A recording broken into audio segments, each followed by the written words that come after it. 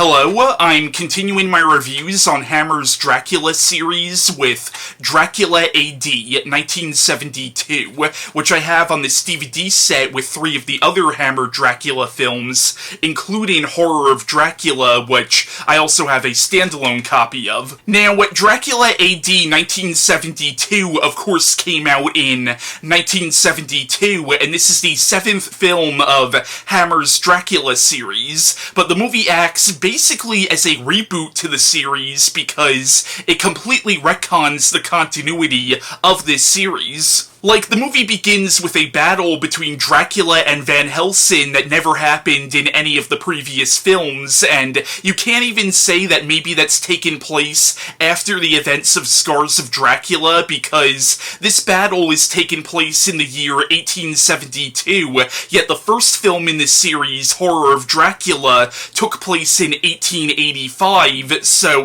the timelines don't match up at all. Also, for some reason, they changed his name from Abraham Van Helsing to Lawrence Van Helsing. Now, Dracula A.D. 1972 is certainly one of the weaker installments of this series, but I do think it's slightly better than its reputation would lead you to believe. Now, the film, of course, was made by Hammer, but it was distributed by Warner Brothers, and I think it was Warner Brothers who insisted that they modernize it and set it in present time of when it was coming out. So as a result, the film is very, very 70s, which I don't mind personally. I think it adds a certain charm to the movie, but the film is kind of ridiculously 70s. Now, at this point, Hammer's popularity was really starting to wane, and even though I don't think it was really Hammer's call to set this in present day, it does kind of come off as Hammer desperately saying, "Look kids, we're hip too!"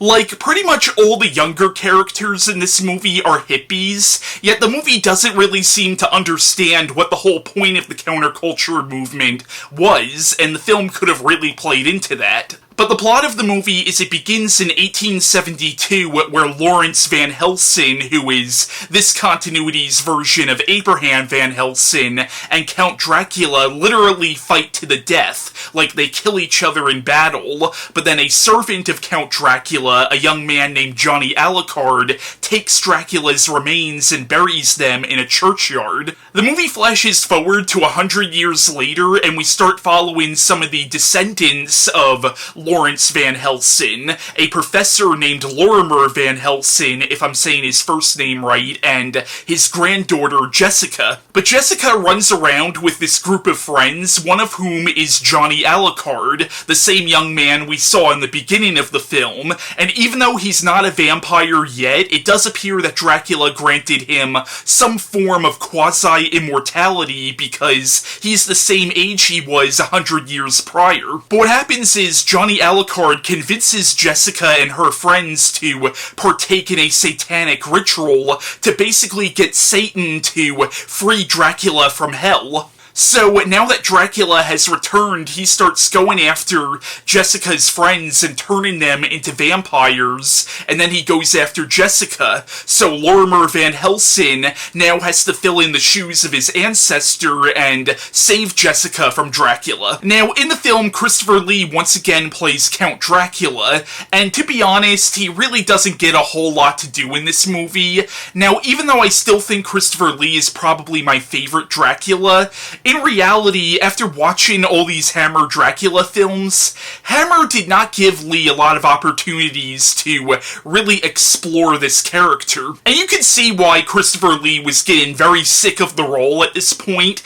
It's not like the Hammer Frankenstein series where Peter Cushing was allowed to have subtle differences to his performances as Victor Frankenstein throughout that series while still keeping the character's arc consistent. And speaking of Peter Cushing, in the film he plays both Lawrence Van Helsing and Lorimer Van Helsing, and he's great in the movie. It was really nice to see Peter Cushing come back to this series, even if he's not technically playing the same Van Helsing that we saw in Horror of Dracula. And I will say, some of the moments between him and his granddaughter were actually very sweet. But the character of Jessica Van Helsing, honestly, they could have done a lot more with this character. Now, Stephanie Beacham is fine in the role, but the character of Jessica Van Helsing is kind of a flat character, in my opinion. I did really like Christopher Neame, if I'm saying his last name right, as Johnny Alucard, the secondary antagonist of the film, but honestly, he has a lot more to do in the movie than Dracula himself, but I did think he was an interesting character. You also have Caroline Munro, who people might recognize from movies like The Abominable Dr. Phibes and Maniac, playing one of Jessica's friends, and looking fucking beautiful in this movie. But that's beside the point. You also have an odd little cameo from the rock group Stoneground playing themselves in the movie. Now I want to cut to my friend John giving his thoughts on this movie. Hello everyone, this is my review on Dracula 1972 AD for Christian's channel. I feel like at this point, Hammer was just really like, either they were out of ideas or they just really had no idea what they wanted to do next for another Dracula film. I mean, I see the point they were trying to like make it more appealing to like a modern day audience, but honestly, it just doesn't do much justice for me because the characters, they're boring, cliche, not interesting, and you can just tell that Christopher Lee is like not having a good time. He's like asking himself, who the heck wrote this movie and why the heck am I here?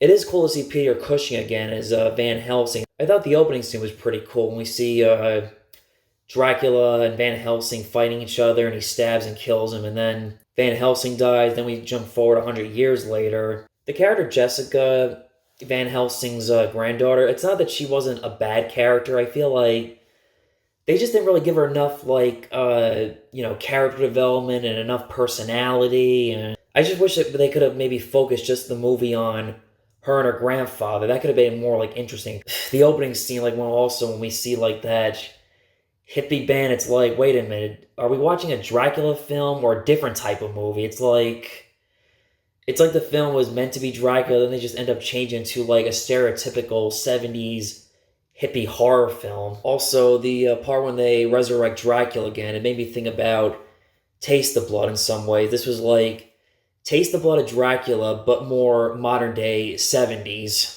Also, the scenes like when Cushing is running to stop Dracula and save his granddaughter.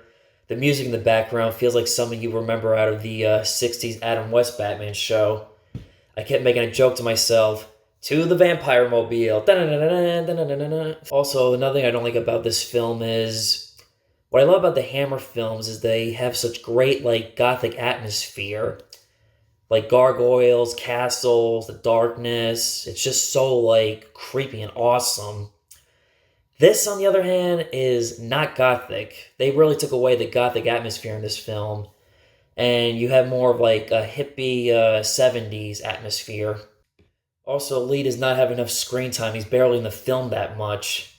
But like I said before, you can just tell that he was burnt out, not interested, and not really into the character anymore at this point.